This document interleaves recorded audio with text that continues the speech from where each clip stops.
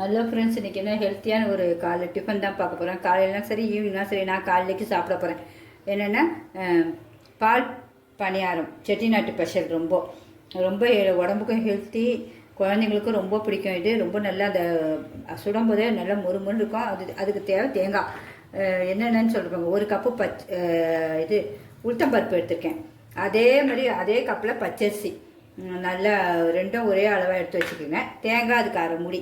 உங்களுக்கு வேறு எந்த பச்சரிசினாலும் ஓகே. நான் இது அரிசியும் ரேஷன் அரிசி தான் எடுத்துருக்கேன். அதுவே சூப்பராக இருக்கும். உங்களுக்கு நல்லா 4 வாட்டி கழுவிட்டு ஒரு 2 மணி நேரம் ஊற வச்சுருங்க. இது ரெண்டுத்தையும் ஒன்றா போட்டு ஊறிட்டோன்னா நம்ம கழுவிட்டு திருப்பி அதை அரைக்கிறதையும் பார்ப்போம். அதுக்குள்ளே இந்த தேங்காய் எடுத்து பால் எடுத்துடுறேன்.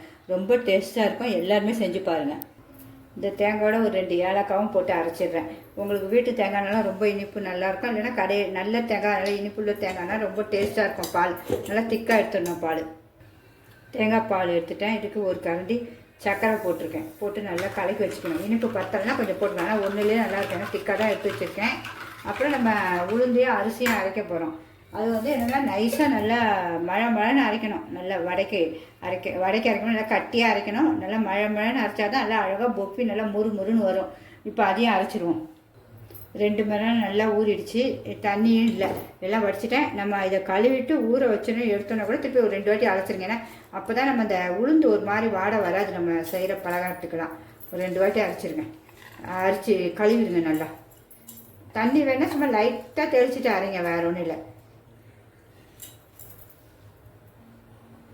இதுக்கு கொஞ்சோண்டு ஒரு சிட்டிகை உப்பு போட்டுடலாம். மாவு நல்லா அரைச்சாச்சு. நைஸாக அதை பாருங்க, சூப்பராக அரைச்சாச்சு. இந்த பக்குவம் தான் இருக்கணும் கரெக்டாக.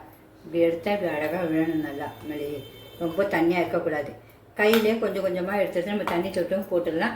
அப்படி சப்போஸ் பிக்னஸ் பிள்ளைங்களுக்கு அதை செய்ய முடியல கூட ஒரு ஐடியா இருக்குது. நம்ம கொட்டாங்குச்சி இருக்குது பார்த்திங்களா, தேங்காய் சேரட்டைன்னு சொல்லுவோம்ல, அதை நல்லா இப்படி மூடிட்டு இதில் கொஞ்சம் ஊற்றிட்டு அப்புறமேட்டு அங்கே கடாயில் வச்சு இப்படி மெதுவாக எடுத்துகிட்டு உள்ளே ஒரு கை வச்சுக்கணும். கொஞ்சம் ஊற்றிட்டு அப்படியே மூடி வச்சு திறந்தீங்கன்னா அழகாக ஊற்றிடும். அதுவும் உங்களுக்கு நான் ஊற்றி காட்டுறேன் பிள்ளைங்களுக்காக, பிஸ்னஸ் பிள்ளைங்களுக்கு. இது ரொம்ப இனிமேல் நம்ம ஸ்டவ் பற்ற வச்சு எண்ணெய் ஊற்றிடுவோம். கொஞ்சோண்டு கொட்டாங்குச்சியில் காட்டுறேன். நம்ம இவ்வளோதான் ஊற்றணும். அதுவே சின்னதாக நல்லா பொப்பிடும். குட்டி குட்டியாக தான்.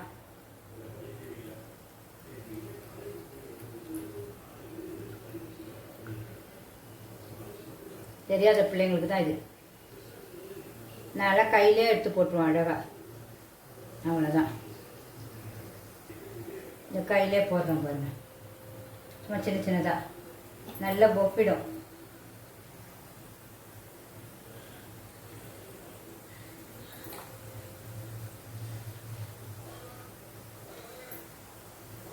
உங்களுக்கு பிடிச்சிருந்தா கண்டிப்பாக ஒரு லைக் பண்ணுங்க ஃப்ரெண்ட்ஸ். அவ்வளோதான். இது நல்லா வெந்தோன்னே மேலே உப்பி வரும் அழகாக. நல்லா அழகாக உப்பிச்சு பார்த்தீங்களா. உங்களுக்கு குட்டி குட்டியாக தான் போடணும் இது. ஏன்னா நம்ம தேங்காய் பால் போடும்போது இன்னும் பொப்போம்.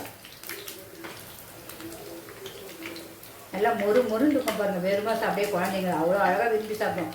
தேங்காய் பால் வாய்ப்புண்ணு, வயிற்றுல இருக்க புண்ணு எல்லாம் ஆத்தம் பார்த்தீங்களா. அதனால் குழந்தைங்களுக்கு நீங்கள் ஒரு வாரத்துக்கு ஒரு 2-3 நாள் கொடுக்கலாம் குழந்தைங்களுக்கு. ஈவினிங் டிஃபன் மாதிரி நல்லா கலர் ப்ரௌனிஷாக வரட்டும். அவ்வளோதான். கலர் அழகாக மாறிச்சா இனிமேல் எடுத்துருவோம். எண்ணெயும் சுத்தமாக குடிக்காது உங்களுக்கு. சவுண்டு பார்த்தீங்களா, இந்த மொறுமொறுக்கு வரணும். அதுதான் கரெக்டான பக்குவம்.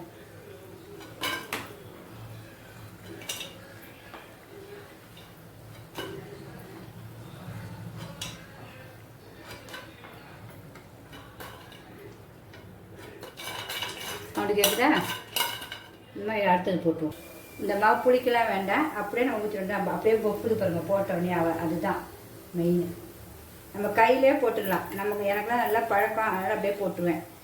வெந்தோடனே மாற்றி போட்டுற வேண்டியதான். எவ்வளோத்துக்கும் இருக்க போட்டலாம். இதுவே ஃபுல்லாக வயிறு ஃபுல்லாகிடும் பாருங்கள். அந்த தேங்காய் பால் கறக்க சாப்பிட்டா சூப்பராக காலையில் ஹெல்த்தியாக இருக்கும். பால் பணியத்துக்கு எல்லாம் வறுத்து முடிச்சாச்சு. எண்ணெய் அப்படியே இருக்க பாருங்கள். இதுவும் பாருங்கள் இவ்வளோ மொறுன்னு வரணும். நல்லா கலர் கிறிஸ்பியாக இருக்கணும்.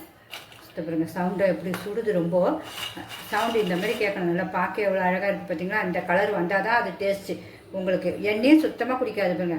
ஒரு சொட்டு எண்ணெயும் குடிக்காது. இனிமேல் நம்ம தேங்காய் பாலில் இதை போடணும். செட்டிநாடு பால் பணியாரம் ரெடியாக போகுது. நம்ம இந்த இதுவையும் எடுத்து நான் கடிச்சு காட்டுறேன் பாருங்கள்.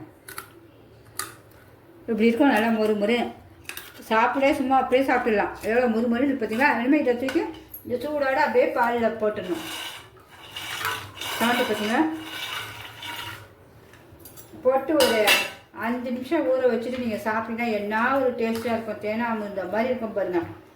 நீங்கள் சில்லுன்னு வேணாலும் சில்லுன்னு குடிக்கலாம், சூடாகவே இப்படியே சாப்பிட்னாலும் சாப்பிடுங்க. ஒரு 5 நிமிஷத்துல நல்லா அது சூப்பராக ஆகிடும். உங்களுக்கு பிடிச்சிருந்தா கண்டிப்பாக லைக் பண்ணுங்கள். ஃப்ரெண்ட்ஸ் அண்ட் ரிலேட்டிவ்ஸுக்கு கண்டிப்பாக சொல்லுங்கள்.